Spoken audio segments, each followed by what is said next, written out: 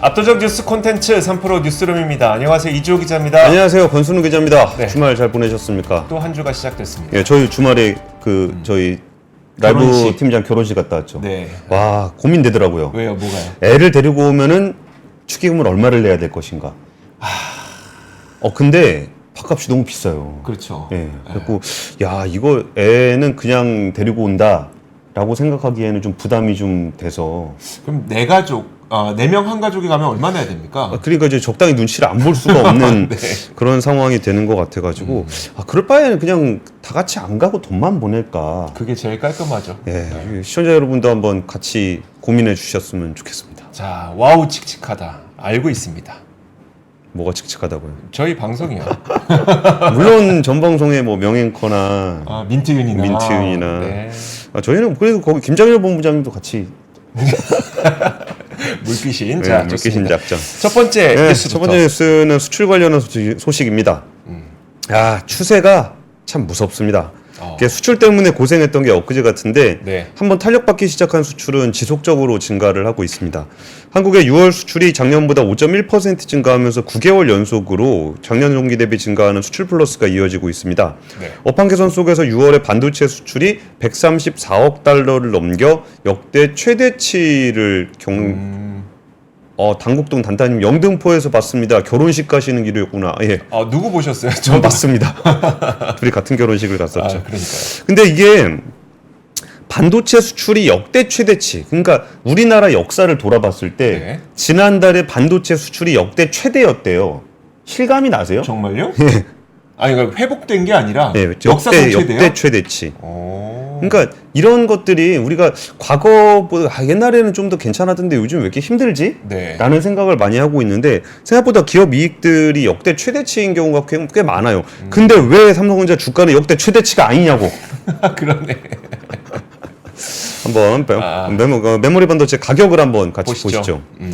메모리 가격 같이 보시면은 이게 굉장히 높은 수준으로 유지가 되고 있어요. 낸드 같은 경우에 4.7달러, 4.9달러가 계속적으로 유지가 되고 있고 D램 같은 경우도 이게 왜 저렇게 고정되게 나오냐면은 네. 이게 거의 분기나 반기 단위로 계약을 맺어서 그래요. 이게 계약 기간 또 지나가면 이게 또 올라가거든요. 네. 그래서 이거를 볼 때 이제 고정 가격 말고 이제 그때 사는 물량도 같이 보시면 그러니까 스팟 가격. 네. 근데 고정 가격이 사실 중요합니다. 이게 물량이 크기 때문에. 근데 동향을 보려면 이제 스팟 가격도 보긴 하는데 정말 좋습니다. 그리고 한번 이제 업종별로 한번 살펴보실까요? 네. 업종별로 보시면은 반도체 이게 언제 내가 쩔이었냐는 듯이 증감률 50.9% 역대 순위로 1위입니다. 네. 그러니까 진짜 왜 이렇게 실감이 안 날까요? 그러게요. 그러니까 이 정도 반도체 빼고는 나머지가 좀 기대하기가 어려워서 그런 걸까요? 아니면 뭘까요? 그리고 우리가 코스피도 잘 안 가요. 코스피도 지금 2,800에서 이제 상방을 바라보고 있다고 하는데 네. 우리가 이제 2017년, 18년에 반도체 슈퍼 사이클 때를 생각해 보면은 그냥 뭐 반도체가 코스피 지수 자체를 들어 올렸었거든요. 그렇죠. 그리고 우리가 이제 거의 사양 산업 망한 업종이라고 보고 있는 디스플레이 네. 26.1% 증가했고요. 컴퓨터 같은 경우도 58.8% 증가했습니다. 자동차는 드디어 꺾였습니다. 드디어 꺾였는데 역대 순위로는 2위입니다. 그리고 이거는 종업일수가 좀 짧아요. 네. 그래서 그걸 좀 감안하면은 뭐 0.4% 빠진 거는 뭐 워낙 자동차는 오래 달렸기 때문에 여기에서 좀 숫자가 그래도 좀 잘 나왔다라고 볼 수 있고요. 뭐 2차 전지라든지 철강 쪽이 요새 좀 힘들다 그러는데 그거는 숫자로도 명확하게 좀 나와요. 그러네요. 근데 2차 전지는 이 수출 지표로 보기가 조금 애매한 게 있어요. 현지에서 생산하는 것들이 좀 많죠. 현지 생산하는 게 있고 또 이제 중국에서 수입해 오는 게 있습니다. 네. 그 SK 중국 공장에서 한국으로 수입하는 게 있기 때문에 2차 전지는 이제 수출 지표가 꺾였다고 해서 기업의 실적이 안 좋아지거나 이거랑은 조금 다르게 보긴 해야 돼요. 석유 제품이나 석유화학 같은 경우도 이제 소폭이나마 증가하는 모습을 보였고 역대 2위다. 전체 수출이. 네. 그러니까 이 부분이 좀 약간 심리적인 요인도 좀 있는 것 같아요. 그리고 이게 가격이 오를 때는 왜 가격이 계속 올라요? 라는 얘기를 제가 이제 업에 계신 분들께 왜 이런 사이클을 보이는가? 네. 라고 해서 좀 업에 계신 분들한테 좀 물어보니까 샀는데 가격 오르면 다음에 살 때 또 오를까봐 주문을 넣는다는 거예요. 미리 넣는 거죠? 예, 그러니까 우리가 일반적으로 가게에서 소비를 할 때는 뭐 가격이 좀 오르면 안 사거나 네. 아니면 사더라도 뭐 쟁여놓는 게 한계가 있잖아요. 그렇죠. 근데 이게 기업들 같은 경우에는 이거를 재고로 쌓아야 될 것인가 말아야 될 것인가 고민할 때 업이 가격이 오르고 있으면은 최대한 쟁여놔야 된다는 거예요. 이게 안 살 수는 없잖아요. 네. 그러다 보니까 이게 그 뭐 얘가 산다 오른다 하면은 점점 이 사이클을 올리면서 가다가 그럼 파는 사람 입장에서는 좀 덜 팔면은 또 오르고 덜 팔면 오르고 막 그런 게 있잖아요. 그래가지고 그런 사이클을 그린다는 건데 그리고 이제 지역별로도 한번 살펴보실까요? 지역별로 살펴보면은 확연하게 나타납니다. 네. 이제 그 중국을 제치고 미국이 1위 확실히 국가가 1위 국가가 됐다. 그 증감률 같은 경우도 중국이 좀 회복이 되긴 됐습니다. 네. 1.8% 좀 올라가는 모습을 보였는데 미국이 14.7%가 오르면서 역대 1위 규모. 그리고 아세안 같은 경우도 11.8%가 오르면서 역대로 2위. 인도가 또 역대 1위입니다. 그러네요. 그러니까 역대 순위로 보게 되면은 지역별 수출에서도 우리가 생각했던 지금 중국은 좀 성장세가 있긴 하지만 그렇게까지 좀 안 되는 것 같고 뭐 미국이라든지 인도는 좀 늘어나는 것 같아라고 우리가 생각했던 그대로가 좀 반영이 돼 있습니다. 네. 그러니까 상반기 기준으로 보더라도 작년 동기 대비해서 9.1% 증가하면서 2022년에 이어 역대 3반기 중 두 번째로 많은 수준입니다. 그러니까 코로나 거치면서 그때 역대급 수출을 했던 그때보다 조금 떨어지는 정도 수준이에요. 네. 이게 아무래도 상반기에는 반도체와 자동차가 끌고 가는 예전에 그 전차 군단이라 그래가지고 막 주가 엄청나게 갈 때 있었는데. 전차 군단 차화정. 예. 근데 이게 전차 군단에서 이게 차는 좀 가는데. 네. 이게 전자에서도 하이닉스는 가는데 삼성전자가 좀 안 가고 있다. 그러니까요. 근데 이게 아무래도 이제 HBM의 투자 심리가 많이 좌우를 하는 것 같아요. 이게 그 메모리 반도체만 보면은 낸드가 됐든 디램이 됐든 팔리기도 많이 팔리고 가격도 괜찮은데 우리가 이제 투자 심리에 HBM이 좀 안 가고 있다라는 그런 심리 네. 그리고 HBM의 퀄리티 테스트 통과가 좀 늦어질 수 있다라는 심리가 아무래도 이게 그 심리라는 거는 그래서 남들도 그렇게 생각할 것 같아서 안 사는 거. 네. 그러니까 내가 사기 싫은 것도 있는데 내 마음이 사기 싫은 마음이 쟤도 안 살 것 같아서 나도 안 사는 뭐 그런 것들이 있어서 수출 실적은 굉장히 좋다. 그래서 이 수출 실적의 온기가 우리가 좀 느꼈으면 좋겠는데 이게 물가도 많이 오르고 금리도 높고 이러는 상황에서 미국 같은 경우는 물가가 오른 거의 효과보다 임금이 올라간 거의 효과가 더 크다. 네. 그래가지고 민간 소비 쪽이 여전히 강하다라는 분석들이 좀 나오고 있어요. 근데 우리나라 같은 경우도 이렇게 그렇다고 우리가 뭐 불경기다라고 느껴지기까지는 않는데 네. 그래도 역대급 수출이라 그러는데 나는 뭐 좀 없나? 근데 우리나라 시장에 투자할 때 이런 식으로 생각하시는 분들 꽤 있잖아요. 그러니까 우리나라는 어쨌든 수출 의존도가 높은 국가이다 보니 예. 수출이 늘어나면 지수가 올라가고 수출이 줄어들면 좀 지수가 내려가고 이런 식으로 좀 판단을 해서 투자하시는 분들도 있는데 예.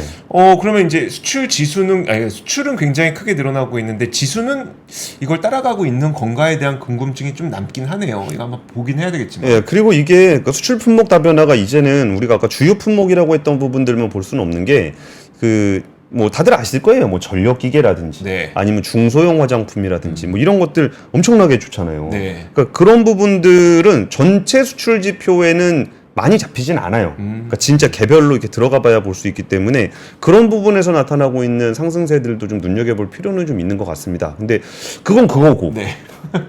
큰 지표인 반도체 쪽에서 수출 지표가 이렇게 바꿔줬으면은 우리 코스피도 한번 확 들어 올리고 그러니까요. 뭐 그게 결국은 이제 뭐 이른바 뭐 밸류업이라든지 네. 이런 것들이 좀 차분하게 좀 진행이 되면서 진짜 실적 좋은 기업들은 좀 인정받고 네. 좀 잘 가고 뭐 이런 것들이 좀 우리 시장에도 좀 자리를 잡았으면 좋겠습니다.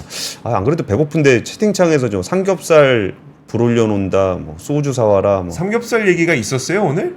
없는데 안지연님이 지금 그런 얘기하고 있습니다. 화장품 수출 실적 궁금합니다. 제가 오늘 준비하진 않은데 저도 오늘 자료 보다가 되게 재밌는 포인트를 발견했던 게 뭐였었냐면 이번 보도 자료의 맨 뒤편으로 쭉 내려가다 보면 5대 유망 품목이라고 있더라고요. 거기 1위에 농수산식품. 1위가 농수산식품이었었고. 식품 맞아, 식품. 그렇죠. 식품 뭐 라면이니 김이니 이런 거 들어가잖아요. 자, 그리고 2위가 화장품이더라고요. 그래서 국가적으로도 사실 굉장히 유망한 수출 산업으로 좀 기대하고 있는 두 가지 농수산식품하고 화장품이 뭐 내일 기회 되면 한번 보여드릴게요. 그거 한번 보여드리면 재밌을 것 같습니다. 예, 오늘은 좀 큰 수출 지표를 봤다면 수출 지표. 내일은 조금 디테일한 네네. 수출 지표를 한번 같이 보시죠. 한번 보겠습니다. 네, 두 번째 뉴스는 뭔가요? 오늘 수도권 레미콘 운송기사들이 운송비 협상을 요구하면서 무기한 취업에 돌입했습니다. 사실 요즘에 그 공사비 인상과 토지 가격 상승 이런 것 때문에 그 분양가 자체가 많이 올라가고 있는 상태거든요. 그런데 여기에서 이 무기한 취업으로 인해서 분양가가 더 올라가지 않을까라는 우려가 좀 나오고 있습니다. 한국노총 레미콘 운송노동조합이 오늘 성명을 내고 지난달 실시한 휴업 실시 여부 찬반 투표 결과에 따라서 노조원들이 무기한 휴업에 들어간다고 밝혔고요. 노조는 성명에서 수도권 사용자 단체에 지난 4월 이후 수차례에 걸쳐 올해 수도권 운송료 협상을 요구했지만 결국 회피하면서 이뤄지지 않았기 때문에 운송 중단을 하게 됐다라고 파업 돌입 배경을 밝혔습니다. 지금 수도권 운송기사가 총 11,000여 명 정도가 되는데 이 가운데 8,400여 명이 한국노총 레미콘 운송노조에 가입되어 있기 때문에 최악의 경우엔 지금 80%가량이 파업에 들어갈 수도 있는 거고요. 일단 각 부분의 주장을 한번 보도록 하겠습니다. 일단 노조 측에서는 레미콘 업체들은 이미 지난 1월에 건설사들하고 가격 인상 합의는 다 해놓고 운송기사들과 협상 안 하고 있다. 그러면서 레미콘 업체들은 그러니까 권역별로 협상하자라고 요구를 하고 있습니다. 뭐 서울이면 서울, 경기면 경기 이렇게 권역별로 협상하자고 요구를 하고 있는데 노조 측의 주장에 따르면 이건 가격 인상폭을 줄이려고 너희가 좀 이렇게 수를 쓰는 거다라고 주장을 하고 있고요. 반대로 레미콘 업계에서는 아니 레미콘 운송 기사분들은 이건 개인 사업자분들입니다. 따라서 노동조합 지위가 인정되지 않기 때문에 조합과 전국을 다 같이 수도권을 전체를 다 같이 협상을 할 수 없습니다라고 하는 입장이고요. 그럼 담합이 되는 건가요? 사업자들끼리 하게 되면? 그렇죠. 그래서 그렇게 할 수 없다는 거고요. 그러니까 결국은 권역별로 협상을 진행해야 된다라고 레미콘 업계에선 주장을 하고 있고요. 그리고 레미콘 업계에선 또 주장하는 바가 뭐냐면 레미콘 되게 신기한 특징 하나가 있는데 이게 레미콘 공장에서 이 레미콘에 담을 때 있잖아요. 예. 되게 뜨거운 상태로 담아서 도착할 때까지 그게 식지 않아야 됩니다. 왜냐면 도착했을 때 식어 있으면 이걸 뿌릴 수가 없거든요. 그래서 이 제한 거리가 약 90분 정도 이내에 배송해야 되는 특수성이 있다고 하거든요. 그러다 보니까 수도권 전체를 묶어서 운송 단가를 협상할 수 있는 게 아니라 90분 거리에 맞춰서 권역별로 우리는 협상을 해야 되기 때문에 이렇게 권역별로 협상해야 되지 수도권을 전체를 묶어서 할 수 없습니다 라고 하면서 의견 격차가 벌어지고 있습니다. 사실 요 각각의 주장은 이제 앞으로 협상이 어떻게 될지 이 과정을 지켜봐야 되겠지만 결국 제가 이 뉴스를 준비한 이유는 공사비 상승으로 인해서 분양가 상승으로 이어지지 않을까라는 우려가 있기 때문입니다. 또 어떤 뉴스가 또 있었냐면 지난 10대 건설사들의 평균 레미콘 매입 단가를 지난 1분기치를 한번 살펴보니까 1제곱미터당 92,496원으로 작년 말 이후에 6.7% 올랐다고 합니다. 이런 가운데 지난 1월부터 5월까지 땅값 상승률도 0.66% 올랐고요. 수도권은 조금 더 심해서 0.85% 올랐다고 하는데 지금 땅값 올라가고 있죠. 그리고 레미콘 가격 올라가고 있죠. 뭐 공사비, 인건비 올라가고 있죠. 만약에 이제 운송사업자들이 단체 파업에 이렇게 들어가게 되면서 공사비용 상승이 분양가 상승을 더욱 가파르게 올리게 되지 않을까라는 걱정이 돼서 이 뉴스를 전해드립니다. 와, 근데 저 이거 완전 생뚱맞은 얘기인데 지금 시청자분들도 채팅창에서 쓸데없는 얘기들 하고 계시니까 저도 이거 쓸데없는 얘기인데 음모론. 이게 레미콘 노조 파업 얘기가 지금 30일 날 나왔잖아요.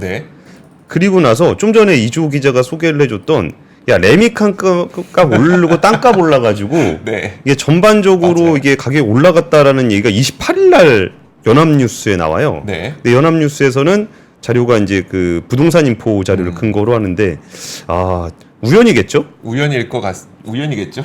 저도 굳이 그걸 상관관계를 파헤치려 들진 않았습니다. 그러니까 뭔가 이렇게 뭐 레미콘 쪽에서 파업한다. 그런데 바로 전날 레미콘 값 오르고 땅값 올라가지고 지금 분양가 엄청 오른데 뭐 국민 여러분 뭐 올라서 힘드시죠? 막 얘기하면서 쟤네 또 올린대요. 뭐 이런 뉴스 갖고 한참 봤어요.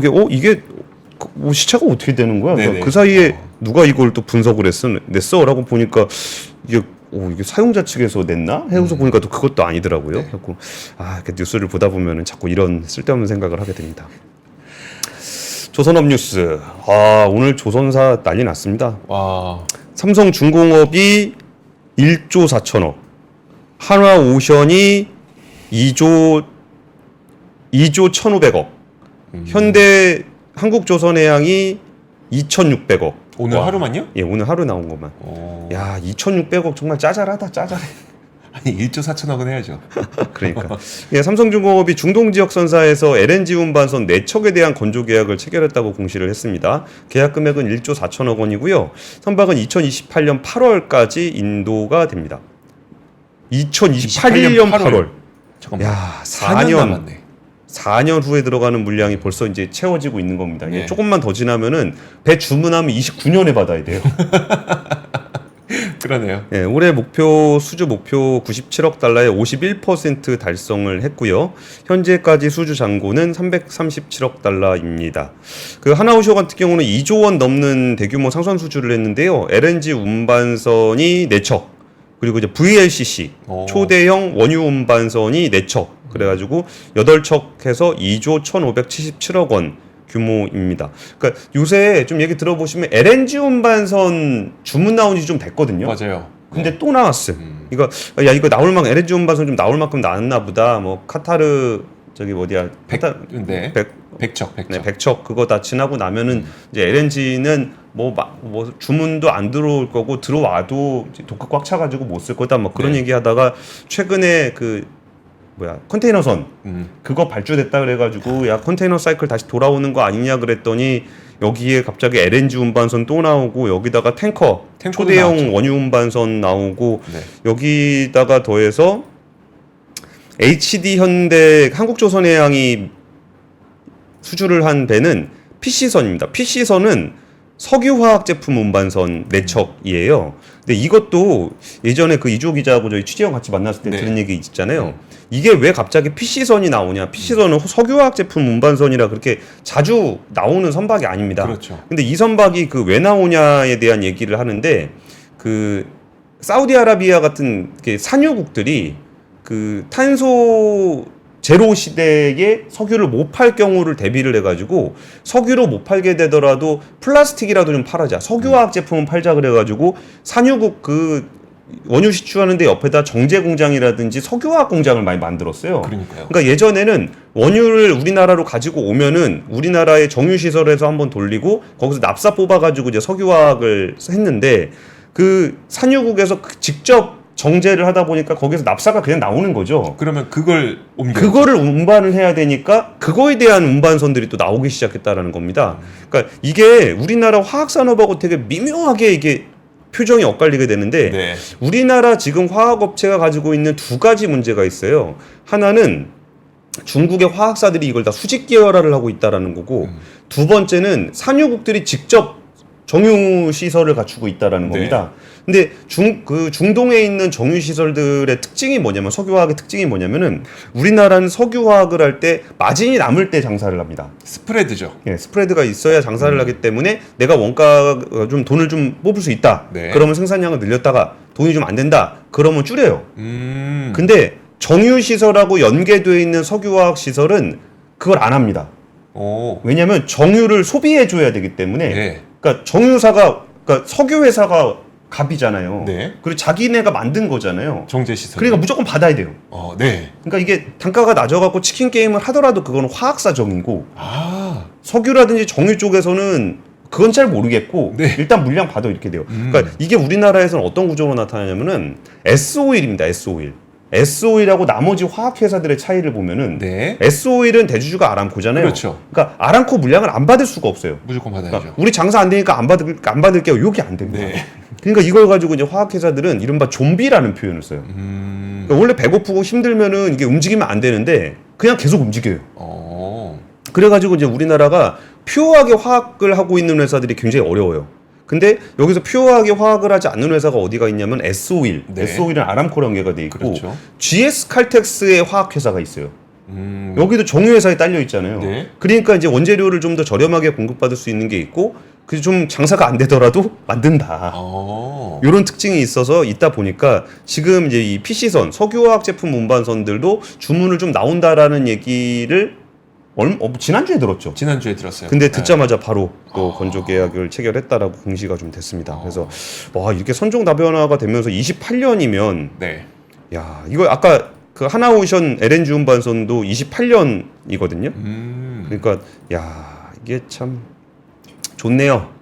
이게 저희 농담 삼아 그런 얘기 했었잖아요. 그 선가가 계속 올라가다 보니까 예. 작년 재작년에 좀 덜 받을 걸. 좀 더 비싸게 덜 받을 채울 걸. 덜 채울 걸 이런 식으로 농담을 했었는데 성가는 올라가고, 그러니까 중고 선가, 신조 선가 다 올라가고 있는 가운데 지금 계속 이제 2028년 물량까지 차오고 있으니 정말 조만간 2029년 물량도 어쩌면 볼 수도 있겠네요. 예, 오늘이 제일 싸다. 오늘 주문하면 28년 하반기에 나온다. 오늘이 제일 싸다. 자, 좋습니다. 이번에는 바이오 소식이네요. 바이오 한번 볼게요.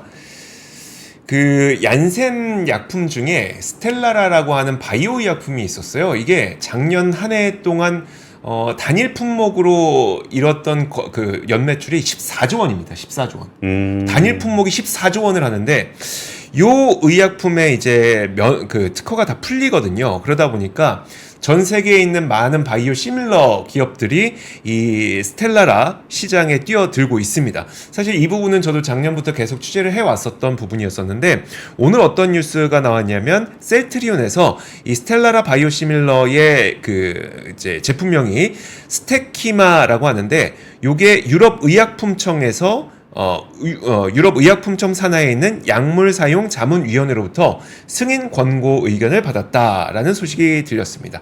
이 때문에 오늘 보니까 제가 보니까요, 우리나라에서 지금 스텔라라 바이오시밀러의 출사표를 내밀고 이미 품목 허가를 신청한 기업이 3군데가 있는데 삼성 바이오 에피스, 그 다음에 셀트리온, 그 다음에 동아 ST 이 3군데거든요.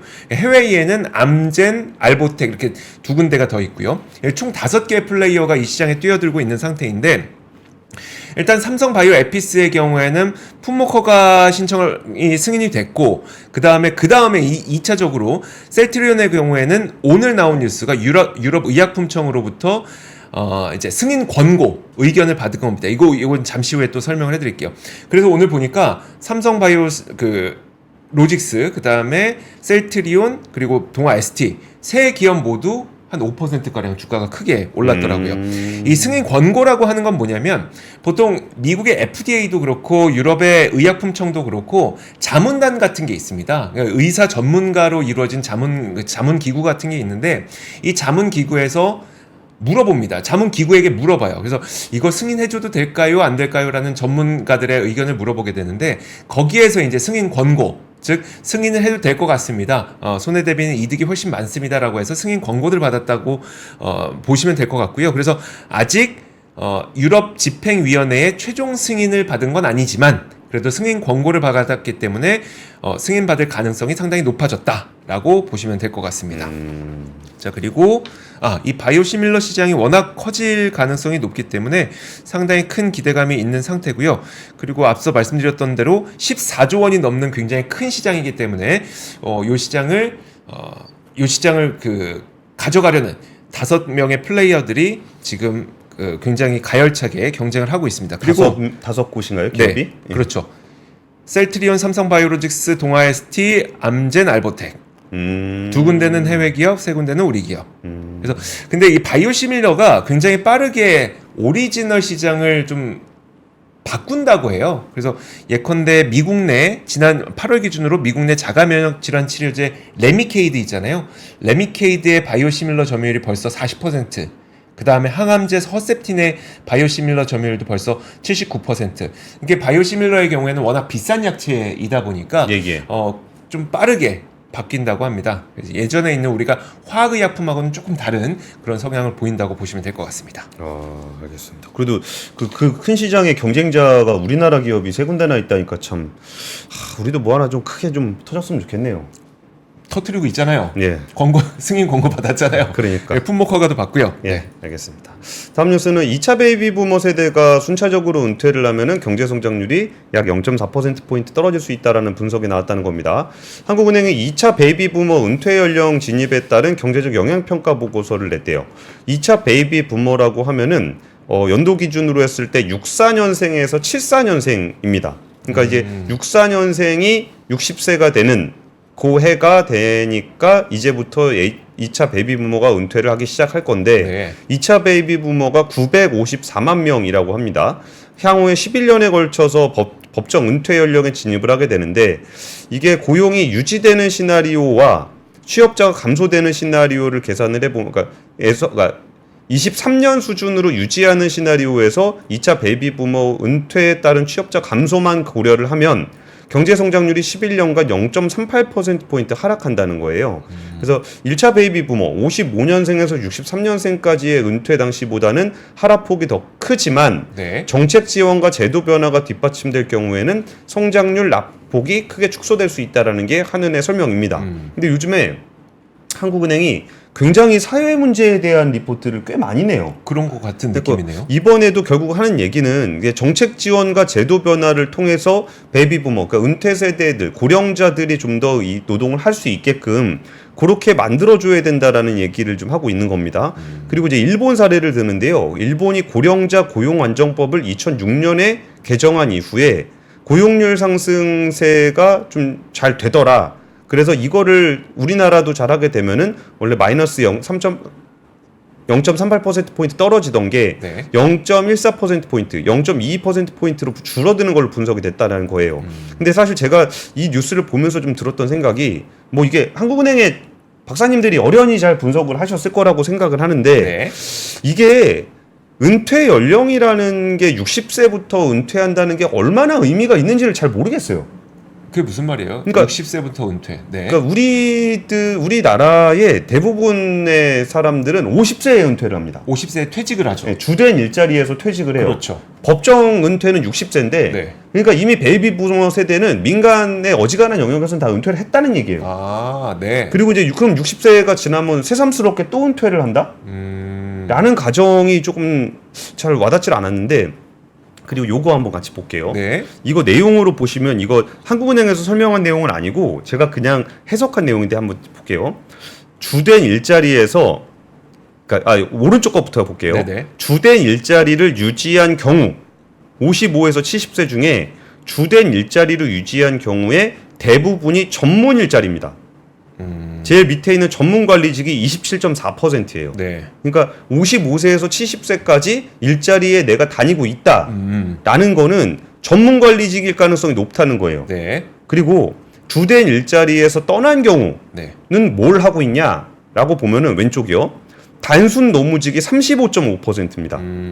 그러면 여기서 주된 일자리에 계속적으로 유지가 돼야 된다. 정년을 연장하고 뭐 그래야 된다라고 네. 얘기한다면은 전문 관리직들이 정년 퇴직을 한단 말이에요. 그렇죠.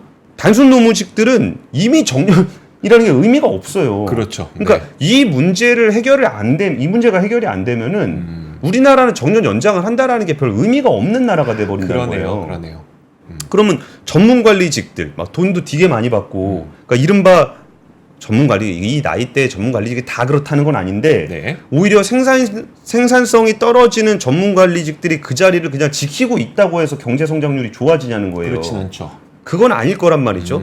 그럼 우리나라도 진짜 전문 관리직으로 해서 이렇게 계속적으로 임금이 올라가고 임금이 올라가는 것만큼 권한과 책임이 막 굉장히 강해지는 네. 그런 높은 의사결정을 해야 되는 분들이 있어야 되는 것도 맞아요. 네. 근데 그게 아니더라도 그럼 내가 가지고 있는 어떤 역량과 전문성, 경험을 바탕으로 해서 내가 뭐 꼭 그 임원 같은 거 하지 않더라도 그러니까 후배들 밑에서 일하고 젊은 친구들하고 일을 하더라도 임금이 그렇게 높지 않더라도 네. 내가 꾸준하게 내 일을 꾸준하게 했으면 좋겠어. 이런 자리들을 만들어가는 것도 굉장히 필요한 거예요. 단순히 연장하는 것뿐만 아니라 예. 아, 그러네요. 근데 지금 그렇지 않다라는 게 지금 표에서 너무나 정확하게 나오잖아요. 네. 전문관리직이어야만 55세에서 70세까지 있는데 그분들 그냥 계속 전전긍긍 한다는 것 자체에서 그러니까 다들 불만이 있는 거잖아요. 그쵸, 네. 뻔히 정년 연장 해봐야 나는 이미 정년이랑 아무 상관없이 살고 있는데. 네, 네. 그래서 이 문제를 해결하는 것도 아까 한국은행에서 두루뭉술하게 뭐 지원과 정책제 뭐 정책 변화라고 얘기했지만 이 문제를 어떻게 해야 되는가가 참 고민스러운 부분입니다. 일본은 의외로 그 정년까지 가긴 하지만 고위직으로 안 가는 사람 되게 많아요. 맞아요. 네, 현업에 계시는 분들 많죠. 그 일본 전문가들하고 얘기해보면 그 얘기 항상 하잖아요. 네. 그냥 일본 사람들 원래 그 일이 내린가벼 그러고서 한다고. 그러니까요. 그래서 그런 것들도 이제 문화적으로도 뭐 내 나이에 승진 못했는데 후배들 보기 남들 보기 부끄러워서 그거 못한다. 모르겠어요. 우리나라 너무 남 눈치 많이 보고 사는 것 같아요. 그리고 뭐 저도 남 눈치 많이 보고 사는데 좀 어떻게 그게 안 될까요? 아유, 그러니까 제노님 가늘고 길게 우리 가늘고 길게 가야 되는데 옆에서 자꾸 가늘다고 놀리면 그렇죠. 길게 가기가 힘들잖아. 뭔가 후배가 내 밑에 있으면 안 될 것 같고, 내 위에 있으면 안 될 것 같고, 막 놀릴 것 같고, 그쵸. 뭐 추하다가 뭔가 놀릴 것 같고, 부끄러운 일인 것 같고, 그래서 후배가 이제 승진하게 되면 그 위에 계신 분들은 다 퇴직해야 되고. 그러니까요. 그렇죠. 시간 관계상 다음 뉴스로 자, 다음 뉴스 한번 보도록 하겠습니다. 아마 여러분들 프랑스 총선 1차 투표 많은 관심 가지실 텐데 결국은 극우당이 1차 투표에서는 승리를 했습니다. 그래서 극우 정당인 국민연합이 33.1%의 득표로 승리를 했고요. 그리고 우리 마크롱 이제 얼마 전에 정말 극단의 결정을 내렸죠. 조기 의회 해산이라는 극단의 결정을 내린 마크롱 대통령의 집권 여당인 르네상스를 비롯한 범여권은 20%를 득표해서 3위로 참패를 결국 했습니다. 근데 사실 저는 이 뉴스를 통해서 뭐 다양한 이슈거리들이 있어요. 결국은 정말 최연소의 총리가 탄생하는 거 아니냐. 뭐 있습니까? 29살에 그 굉장히 훤칠하게 잘생긴 그분 있잖아요. 최연소 총리가 탄생하는 거 아니냐. 근데 결국은 뭐 그럼에도 불구하고 마리 르펜이 뒤에서 수령 참정을 할 거다. 뭐 이런 여러 가지 이슈들이 있는데 저희는 아무래도 이제 경제 방송이다 보니까 그리고 경제 뉴스와 관련된 이야기를 전해드리자면 결국은 이것이 어떻게 좀 경제적으로 영향을 미치게 될 것이냐를 저는 고민을 해봤는데요. 결국은 유로화 약세의 우려가 좀 커지지 않겠느냐라는 생각이 듭니다. 왜냐하면 지난 그 6월 1일이었죠. 아니죠. 그러니까 5월 31일이었죠. 스탠더드 앤 푸어스가 프랑스의 국가 신용 등급을 한 단계 강등을 했단 말이에요. 근데 그때 강등할 때 이유가 뭐였었냐면 지금 재정 적자가 너무 과도하다는 이유였었거든요. 근데 지금 나오는 극우 정당들의 어떤 그 면면 그리고 공약들을 살펴보면은 재정 지출 확대를 그 공약으로 삼고 있는 곳들이 꽤 많습니다. 그러다 보니까 결국은 그 국민연합같이 극우 정당들이 득세하게 됐을 때 재정 적자가 더 확대될 가능성이 있고 더 확대될 경우 신용등급 하향에 대한 우려감이 더 커지게 되면서 유로화 약세가 또다시 나타나지 않을까. 물론 오늘 이 결과 나타나고 나서는 유로화 강세가 나타나긴 했어요. 그럼에도 불구하고 재정 적자 확대로 인한 불안감이 커지지 않을까라는 부분이 있다는 점은 좀 알고 있으면 좋을 것 같아서 이 뉴스를 전해드렸고요. 자, 그리고 프랑스의 그 선거 구조상 과반을 득표한 정당이 있으면 바로 이제 그 정당이 기득하게 되는데 이게 과반이 아니게 되면은 결선 투표로 가서 1, 2위 후보가 다시 한번 선거를 치르게 됩니다. 그래서 지금 보면은 과반이 아니잖아요. 그래서 7월 7일에 다시 한번 결선 투표는 예정이 되어 있습니다. 참 프랑스도 복잡해요. 신기한 나라예요. 네. 그렇군요. 3분 남았습니다.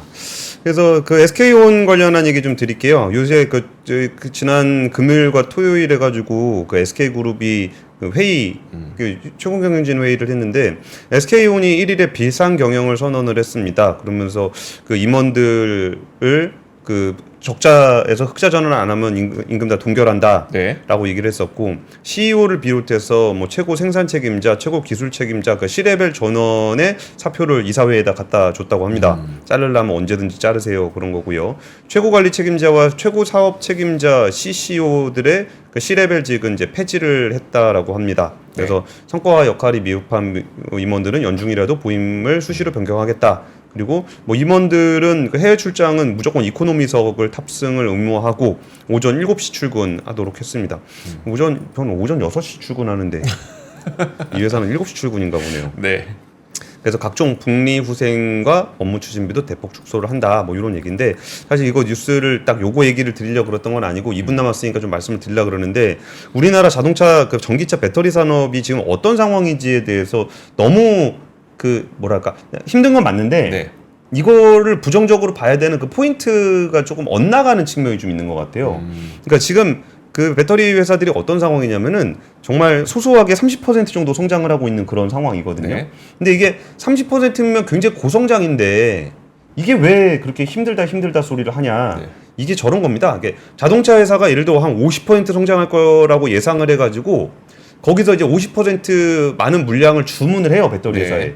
그럼 배터리 회사는 50% 성장을 기준으로 해서 설비 투자를 해놓죠. 근데 이걸 딱 맞춰서 해놓을 수는 없잖아요. 이렇게 50개 달라 그러면 50개 딱 만들 수는 없잖아요. 네. 수율도 감안해야 되고. 그러니까 예를 들어서 한 60개, 70개 만드는 공장을 만들었단 말이에요. 네. 근데 거기서 자동차 회사가 50개 팔라 그랬는데 30개밖에 못 팔았어요. 근데 아까 나는 공장을 60개짜리 만들어놨잖아요. 네. 그러면 반토막이 놀아버리는 거예요. 그렇죠. 그러면 이게 배터리 회사가 이걸 했어요. 그럼 내가 60 만들었어. 네. 그럼 소재 회사한테는 어. 그러면 90개 만들어 놓으라 그러는 그렇죠. 거죠. 네. 그러면은 30개 나가면은 소재 회사들은 이거 받고 30개 더 이렇게 되는 상황이거든요. 네. 그러니까 공급 과잉이 나버리는 거예요. 그럼 공급 과잉이 나면 어떤 일이 벌어지냐면은 안 그래도 이제 공장 가동률이 떨어진다라는 문제도 있겠지만 이제 공장 가동률을 높여서 그래 인건비라도 좀 뽑으려 그러면은 이걸 공급 과잉을 해서 단가를 떨어뜨려 버려요. 네. 그럼 안 그래도 물량이 적게 나가는데 단가까지 떨어지는 일이 벌어지는 겁니다.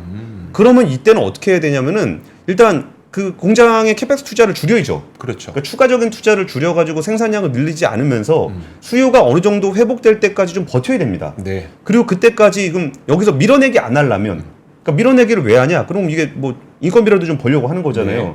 이걸 밀어내기를 안 하면은 물량이 많이 안 나가기 때문에 들어오는 현금이 줄어들게 돼요. 그러면 그 현금 유동성을 어떻게 확보할 거냐가 되게 중요해집니다. 네네. 그러니까 지금 여기서 뭐 돈 쓰지 마라, 뭐 비행기 타지 마라 이러는 게 현금 유동성 통제를 해야 돼요. 아. 근데 여기다 더해서 이게 지금 당장 캐펙스는 그런데 네. 25년, 26년치의 물량도 다 주문을 넣어놨단 말이에요, 자동차 회사들이. 네. 그럼 그걸 기준으로 공사를 하고 있단 말이에요. 거기에 돈을 또 넣어야 되는 거예요, 건설 그렇죠. 자금을. 네네. 근데 거기서 지금 분위기 안 좋다고 해서 뭐 이자율 올라가지, 주가 떨어지지, 자금 조달 잘 안 되지, 이런 상황으로 좀 돼 있는 겁니다. 그래서 이런 상황들이 이제 진짜 그냥 업황 자체가 엄청나게 꼬였다라기보다는 이 수요 공급의 미스매치, 네. 그걸로 따라서 생겨나는 어떤 재무적인 부담, 이런 것들이 좀 이어지고 있는 상황이라는 거를 좀 말씀을 드리고 싶었습니다. 알겠습니다. 자, 시간이 다 된 관계로 오늘의 3프로 뉴스룸은 여기까지 하도록 하겠습니다. 저희는 내일 오겠습니다. 고맙습니다. 감사합니다. 박근영, 이선영, 사경인, 염승환 투자 마스터들의 세심한 케어로 건강한 투자 습관을 만드세요. 3프로 멤버십 3프로 앱에서 확인하세요.